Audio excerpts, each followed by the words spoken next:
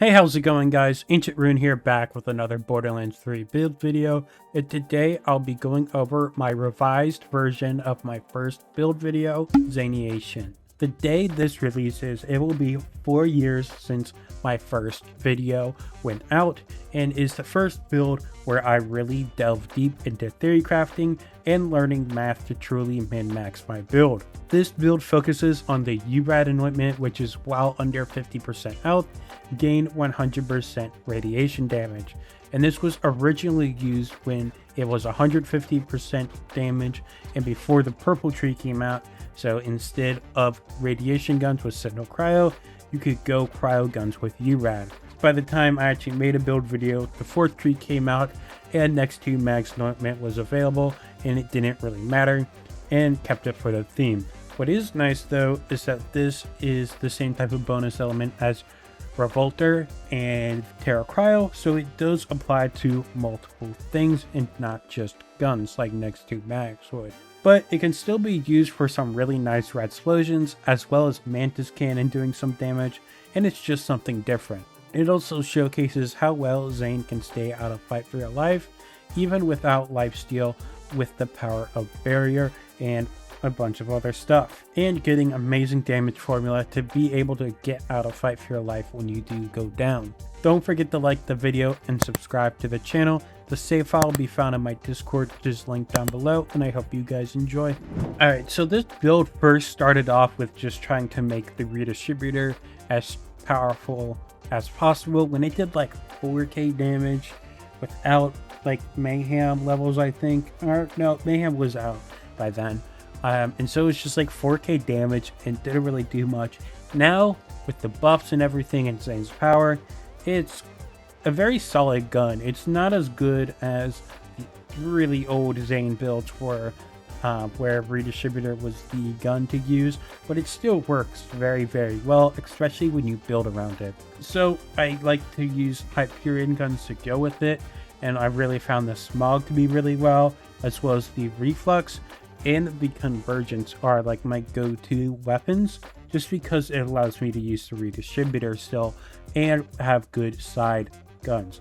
Redistributor ends up being my go-to mobbing weapon, with the Smog being really good for single target. If you don't know about the Redistributor, it chains with every 7th shot, but the barrier always amps these bullets, meaning they're always chaining. You could do stuff with this with other Vault Hunters, but Zane's the most powerful and most consistent with it. So we have a cryo one here because we are going to be using our man Flint, the purple capstone, to freeze enemies to help our survivability. So we'll have Redistributor going with that, as well as Mog, and then Reflux is corrosive locked. We also do have a lot of other weapons, and you can kind of just mess around and use whatever you want. We've got a Herald, one of the strongest mobbing pistols and pistols in general for a basic Zane build. We got the Crit, we got the Flipper.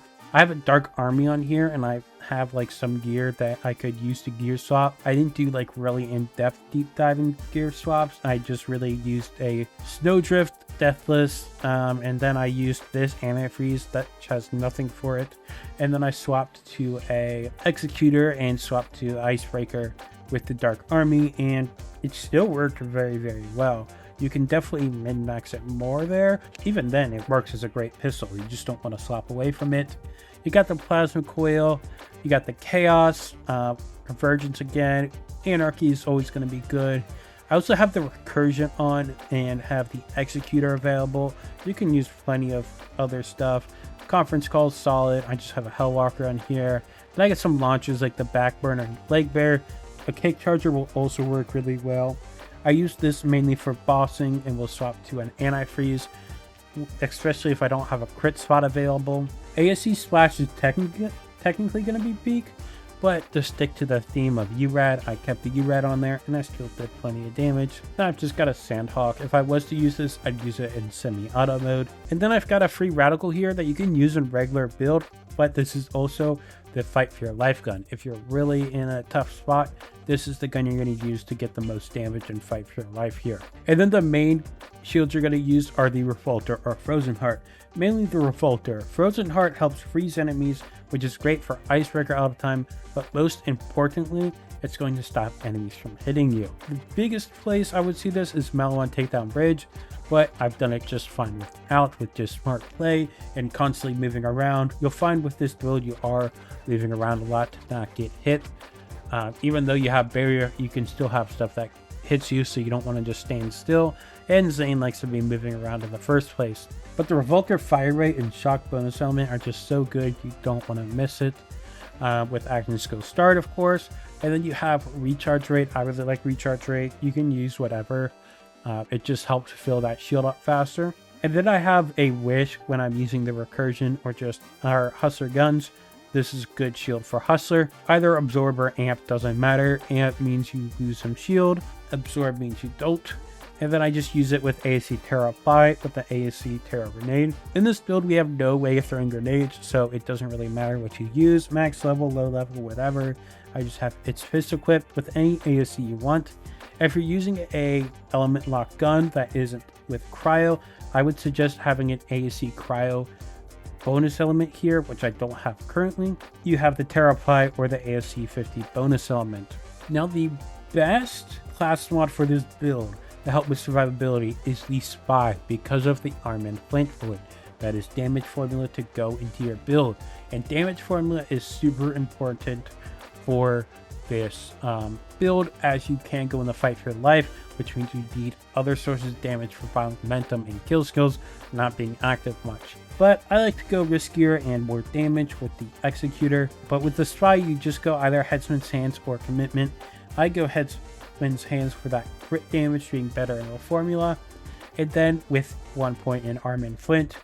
And then you want points, stuff like weapon type damage being a big one, and then splash radius for stuff like hollow points and the rat explosions. And then splash damage is really nice for splash guns, weapon crit damage, just anything that benefits your build and is good in the formula. The Executor is the same type of passives. Since I'm using Hyperion guns, I can go Hyperion crit damage as well. And then the Executor also gives that hitting cryo boost, which is really nice. And then we got anti-freeze, or you can just go any class mod with a bunch of points in violent momentum, like purple class mods, but not infiltrate or legendary class mod, as that'll break your shield, and then you'll have 0 shield and 1 health, and that's not really good. And I just got Hustler, just you want good points, splash radius, splash damage, and weapon type. Ideally splash radius and weapon type, and then splash damage is also really good. I do have a lot of weapon type on this build, so you can go without it. Alright, and for the artifact, the main thing is going to be getting a Deathless with good passives. But what's really good is the Icebreaker, because we're constantly freezing enemies anyways. The Icebreaker just makes it better because it gives damage and cryo efficiency. Now, because of arm and flint, we're using cryo guns. Cryo efficiency doesn't matter as much, but since stuff is like the Reflux, where it is element locked, it is a lot better having that. And also sometimes farming, you don't get the element you want and you get tired of that and you go do something else.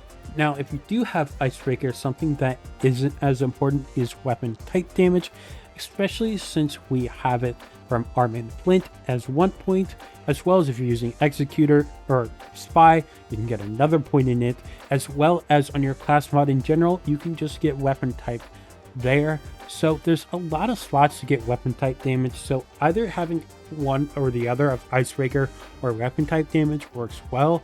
I think ideally I'd want Icebreaker with like cryo damage, because cryo damage with the Executor can make it better than corrosive, but that doesn't really matter here. We still use cryo for the survivability purpose of freezing enemies. We wouldn't use corrosive anyways. Either way, using cryo, still getting this bonus, so it still works really well. But other stuff you'll want is like area of effect damage. If you're using splash weapons, you can do that, and magazine size is really nice. But area effect damage in the second or third slot is still really good for red explosions because it boosts the radius, and red explosions get splash damage. So in general, having that splash is really nice. But you can get stuff like weapon type, SMG, shotgun, pistol, cryo damage, or other elemental damage if you have it, because we do have radiation and shock going at all times as well. There's just a good amount of stuff you can use. Movement speed's nice. Technically, action skill cooldown is helpful, but not a big part. And I just have a burst launch pad on the side, because why not? You might need that ammo. Now, a big thing with this is we aren't taking duct tape mod, so using splash weapons can be difficult.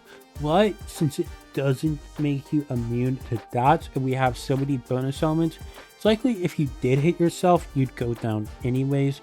So having it didn't really help in the first place, especially since we don't have lifesteal to possibly keep us up from dots, and there's no way to shield steal. Practically, technically, if you know futility belt, you know what I mean. Otherwise, it's irrelevant to know what this means. It's useless. Yeah, so we don't go duct tape mod, and there's good reason for it, because we're going deep in green tree, which we'll go over in a bit, but we'll go after the classic skill trees. We have the classic blue tree, except we're not going salvation. We have violent momentum going with hundreds of gun damage possible, with violent speed, boosting that even more. And violent speed's just good here because we can run and move around and dodge attacks better. Cool hand for reload speed. Seeing red to activate kill skills whenever we activate Mantis. We have playing dirty, not as important since we're not going to have it active too much. And then we have the violence here. And you'll see I have points from Executor, and I think I forgot to mention Executor points. Whatever you get doesn't really matter. They're all really good. It's whatever. You have 3 points in Good Misfortune because keeping up Barrier can be tough, especially keeping up Barrier when you don't have borrowed time. So having 3 here is very important, because if your barrier goes down, you'll probably get one shot and killed. Deathfell is closed for boosting all our kill skills because we have a lot here. Then in the purple tree, we have Mana Focus for accuracy and handling, Headsman's Hands for crit damage, Commitment for cooldown, and some nice consistent gun damage, Fugitive so we can shoot and sprint, Domino Effect for the fire rate and reload speed, Eraser so we can use eraser guns or just line up shots is just really good and then always pretty much a must-have besides very specific builds. Then we have one-pointed sheer will to get down the tree, and the cooldown's nice for barrier. The cooldown stacks don't apply to Mantis Cannon, which really sucks, but the base 5% applies, I guess. Then we have Armor and Flint for the consistent freezing and the bonus damage.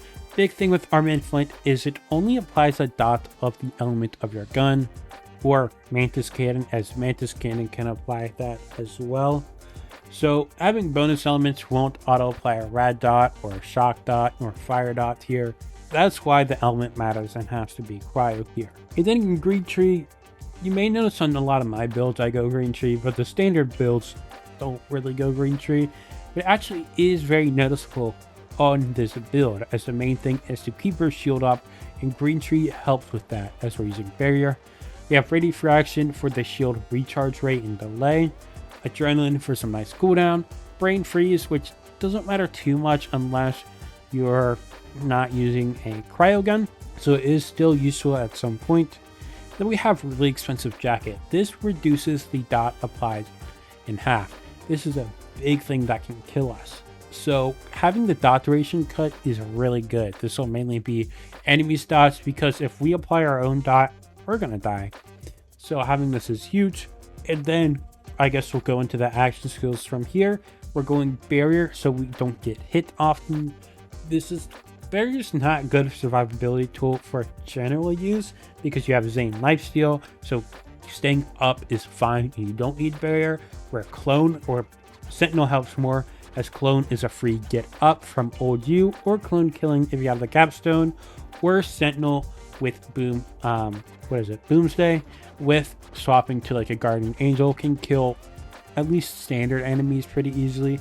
Depends on how much damage formula you have that helps drone. But for this, since we just don't want to go down in general, like it's usually fine if you occasionally go down on Zane, but you really don't want to go down on this build, having barriers a lot better. So we have all rounder to protect us from everywhere, and the deterrence field to stop melee enemies from hitting us. This can just stop them in their tracks mid animation. If they run up and try and melee you, or you run into them, it'll stop it. Doesn't make it impossible to hit from them to hit you, but it does make it harder. And then with Mantis Cannon, we go cryo for the cryo efficiency, And then proliferation. You can also go brain drain since Mantis can kill some enemies, which is really nice. Or no way out for the debuff, but I really don't care to do that. And we have really good uptime on Armageddon, which is right here, and this damage boost is additive with this. And we've got 1, 2, 3, 4 bonuses, which is 20% damage, which is like almost this and additive. And it just makes cooldown worse. It also means enemies can come up and hit you easier, especially if you use some splash weapons, making it not really worth it. But proliferation is the main one you want. You can swap between brain drain and cold shoulder as you want. I hope you guys enjoyed the build video. This isn't really some unique best strongest build, and really just a really fun build, and thought it would be cool to update with Borderlands 4 coming out soon. Even though Zane has insane lifesteal, he doesn't really need it when you play right. Again, you can find the save file in my Discord, which is linked down below, as well as my other socials. If you haven't, I would really appreciate it if you would like and subscribe, and I will see you guys next time. Peace.